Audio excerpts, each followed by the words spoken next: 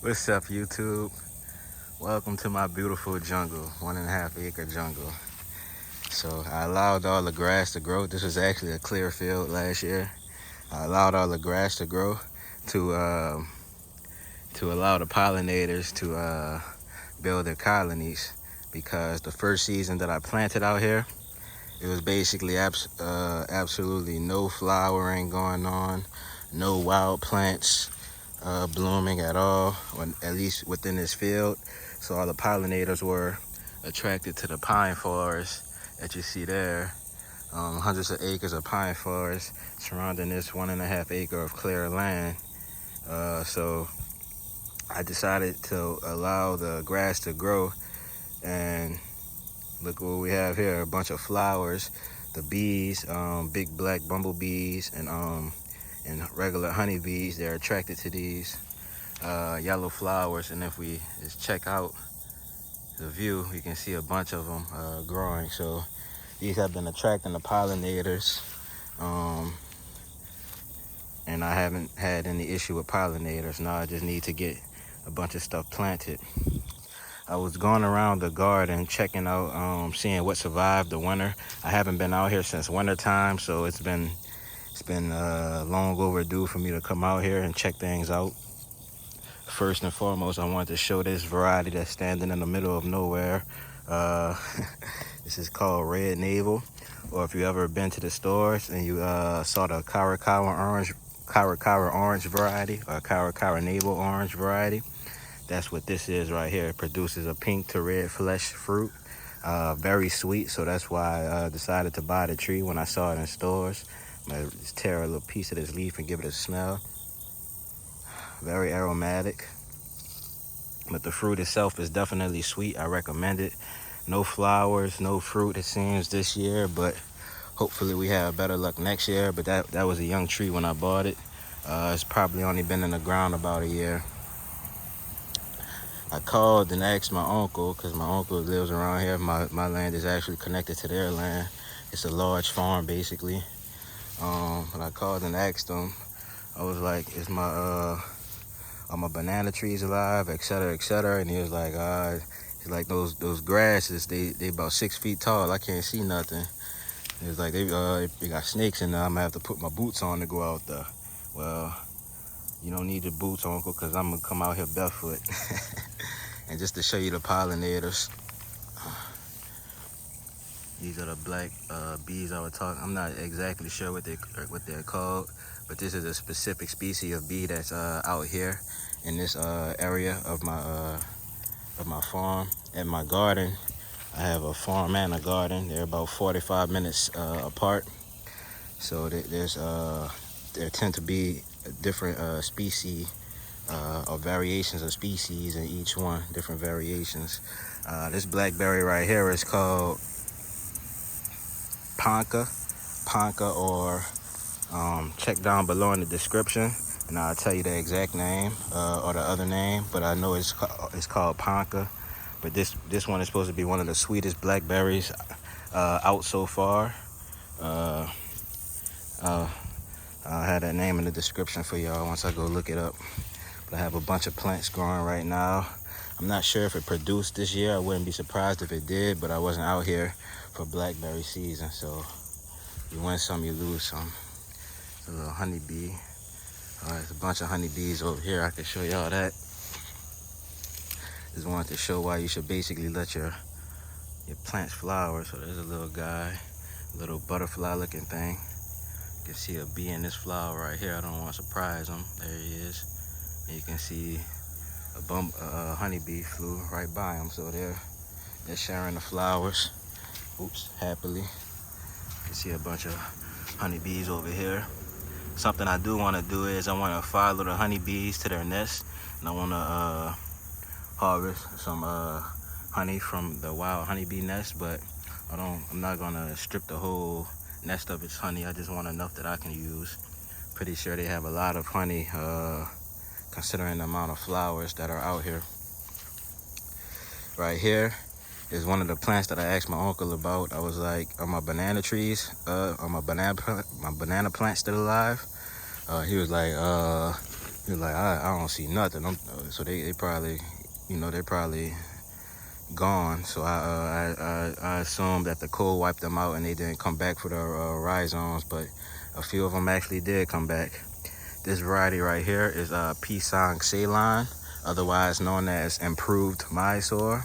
So there's a Mysore variety, and then there's an improved Mysore variety. The Mysore variety is susceptible to, I believe it's susceptible to a bunchy top virus or something like that. The improved Mysore is a disease-free variety, known to be one of the sweetest bananas in the world, if it's not the sweetest. So it's either the sweetest or it's one of the sweetest. Here's another small one. These were actually, you can see the grass laid down right there. These were actually behind the grass, so you really couldn't see them. So, wow, I'm just looking at all the honeybees out here. I really do want to follow them to their nest. Here's another Pisang Ceylon. Hopefully me pulling that grass down and giving these some actual sunlight now, they'll be able to grow a little taller. In my garden, my banana plants are about 5 foot, almost 6 feet tall. Get this little guy here. There's some cool eyes on him. He has some multicolored eyes. You see that? Or is that his teeth? His teeth are multicolored. This right here, I believe, is Dwarf Cavendish, because I brought some Dwarf Cavendish bananas out here. And as I said, the Dwarf Cavendish at my garden are actually, it's super tall. The leaves are about 4 feet in length. So if you just compare this to my last video where I showed a Dwarf Cavendish and I have my hand on the leaf, if you compare the two videos, you'll see that difference in growth. I believe it may be due to just how high this grass was and it wasn't getting enough sunlight. It's definitely getting a lot of water. I'm also going to plant them in higher grow bags. These grow bags are just a little bit too low for my liking. So I might plant them in 30-gallon bags just to be on the safe side. Beautiful, beautiful, beautiful. Now I have a real surprise I want to show you guys. It's all those flowers though. All those yellow little flowers. The bees are flying straight to those. Oh, I have a citrus variety that's still alive right here. I didn't realize that. So, you can see the flood water. That's why I actually need grow bags, so my plants don't drown, so the root systems don't drown.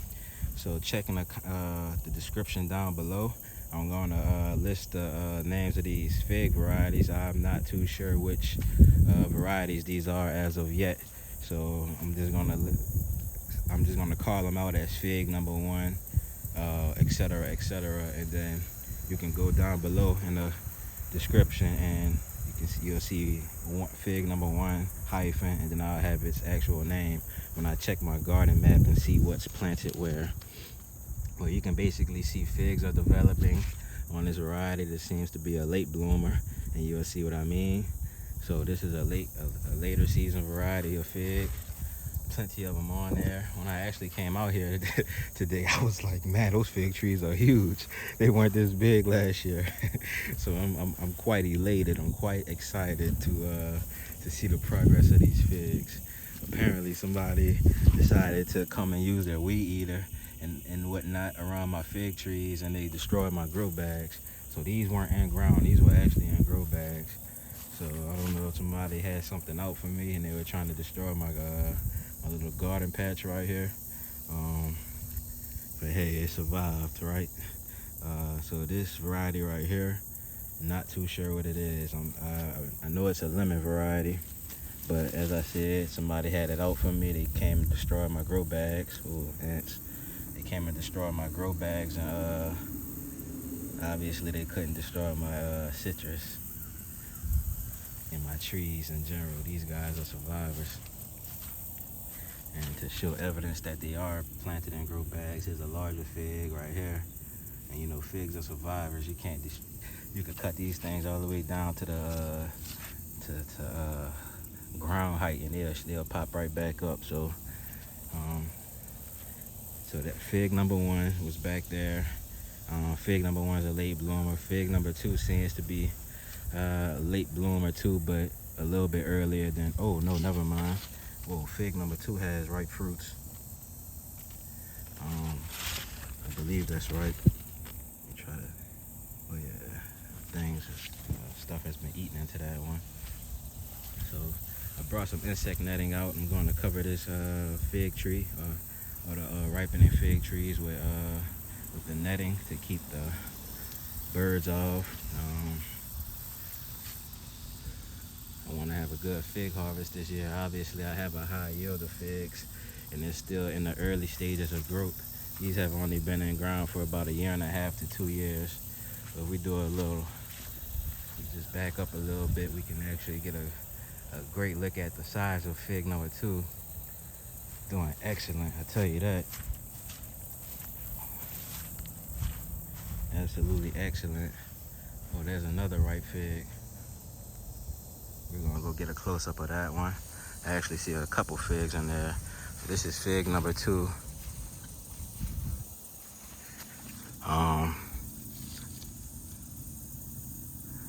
Oops, came right off.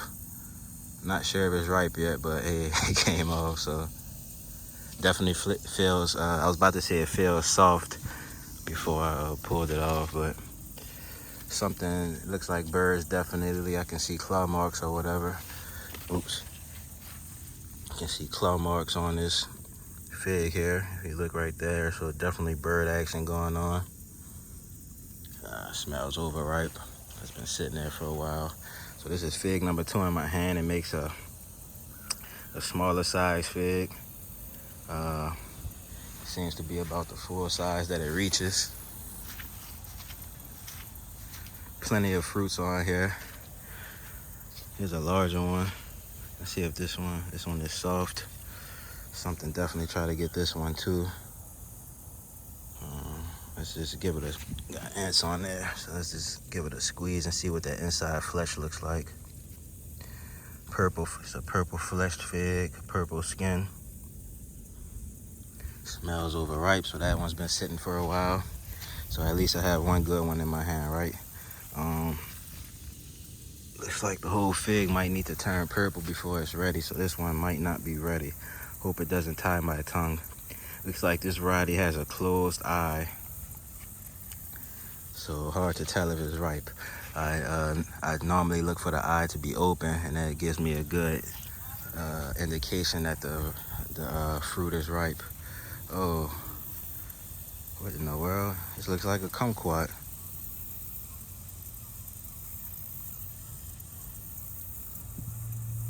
I don't know what's going on right here. This looks like a kumquat, but I know I didn't plant any kumquats right here. I actually need to go see if my kumquat tree is still alive. Here's another fig. This is fig number 3. This one has larger fruit, open eyes. I'm not sure if this is a green. And it's still hard, so I don't think this is a green flesh variety. This is fig number 3. I definitely don't think it's a green flesh variety, but it looks like it's starting to put out side branches. If we get an outer view, we can see it's a small plant, not quite as large as fig number 2 there. Decent fruit yield on it so far, considering its size.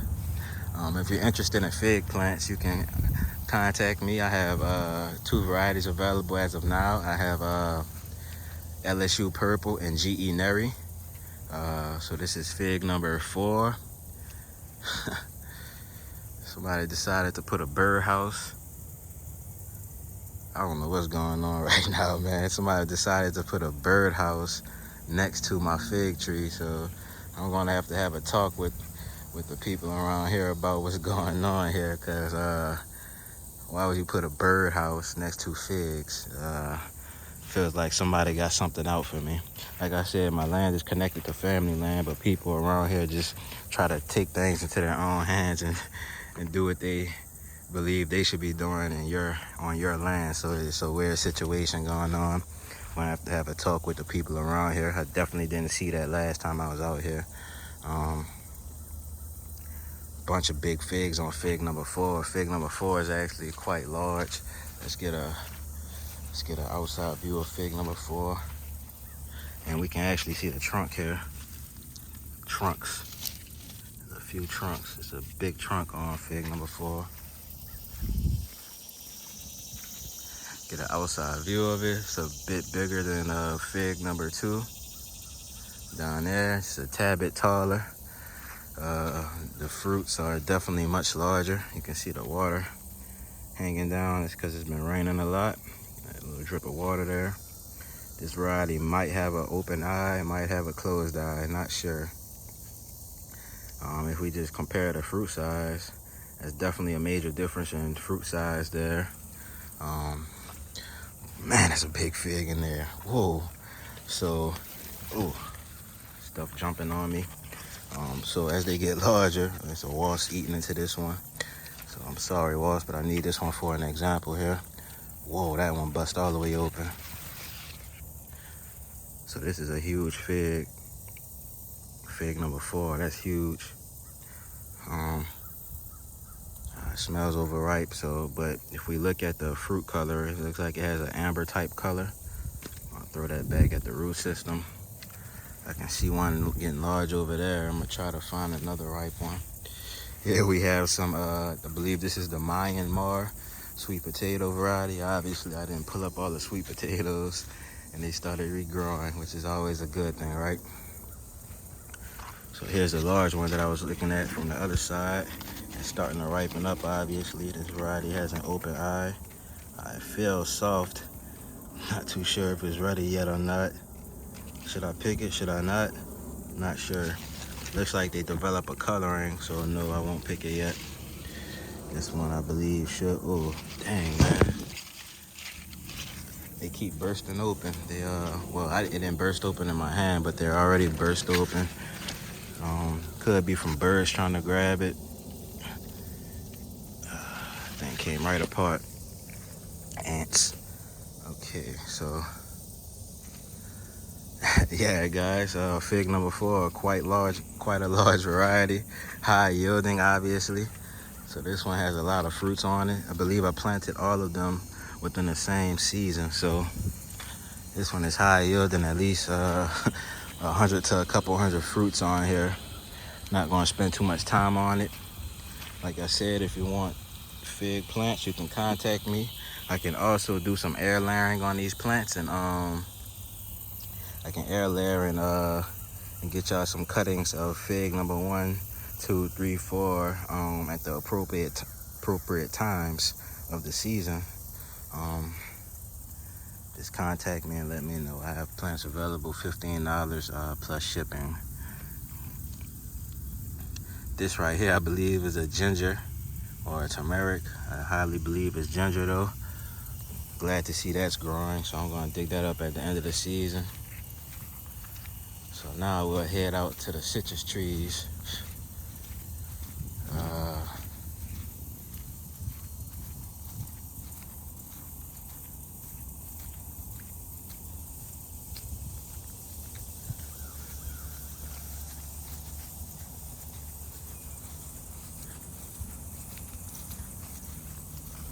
Okay, here's the first one. I believe this is Sunburst Tangerine. Oh, this one is loaded. I just have to check my maps. So we're gonna call it Citrus 1, whatever that was. And see what it is. This one is definitely loaded with some fruits on it. There wasn't any fruits last season because the cold actually killed the blooms. So I'm just stepping on these little plants here. These are wild pine trees growing up around the plant. Just gonna step on those and get those out of the way so this can get as much sunlight as possible. You can also see some sweet potatoes growing over here that I had.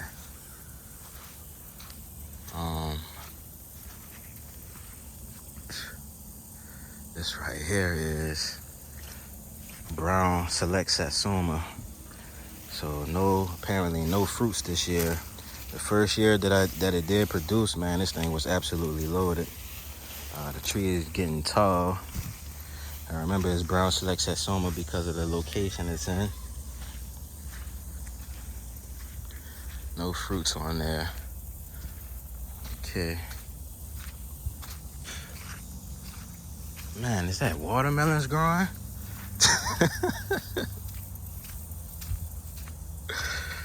So apparently some seeds from last season decided to sprout. They didn't want to sprout last season, but they're sprouting this season.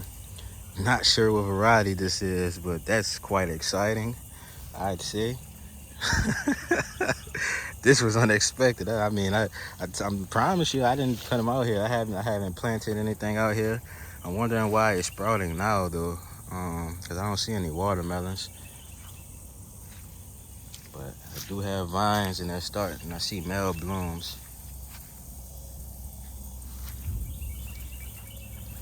Man, this is exciting, and I can see my compost here. This is the compost, so it's definitely growing from where those old grow bags were. I'm looking forward to it, I guess. Over here, I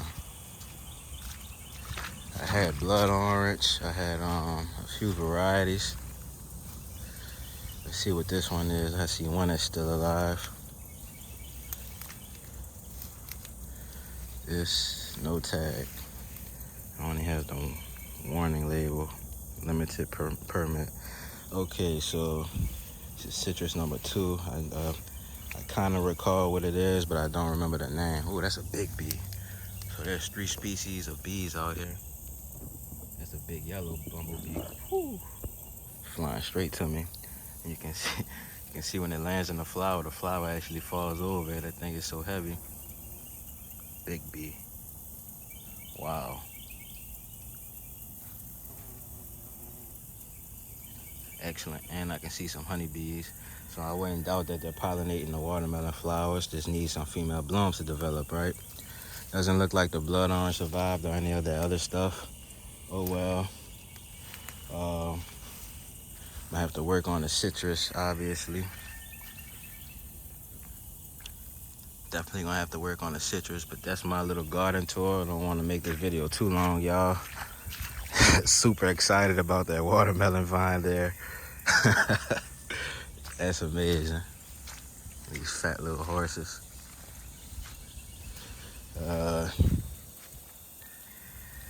Brown select. So that's that, y'all. We saw the figs. They did good. Hey, baby girl. Hey. Got to view a horse while we're at it. Hey, if you want some grass, I don't have any. You can tell when they're hungry and go to licking their lips. When I come out here, they always expect me to hand feed them. I don't feel like picking up grass today, baby girl. I gotta get out of here. That rain's about to come at 11. I think it's 10 something right now, so I'm out of here. See you later. Bye-bye.